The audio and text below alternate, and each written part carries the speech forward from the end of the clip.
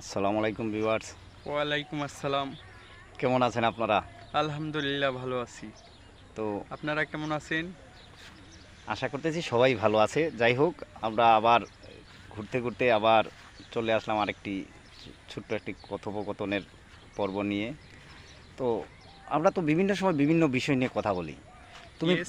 তুমি তো আচ্ছা বলো তো, দেশে কি এই যে আমাদের দেশ থেকে অনেক লোক বাইরে চলে যাচ্ছে, দেশে কি আসলে এরকম দক্ষ শ্রমিক আছে যারা বাইরে যাচ্ছে?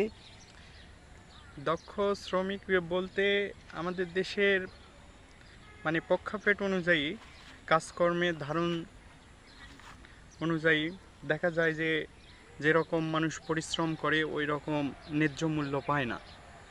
আর এই ন্যায্য মূল্য পাওয়ার জন্যই কিন্তু তারা দেখা যায় যে প্রবাসে চলে যায়।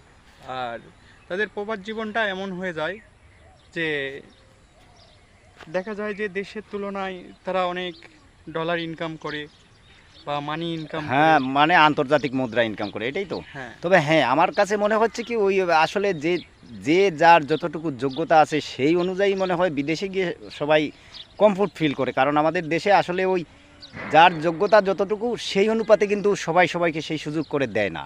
কর্মস্থল খুব কম দেশের।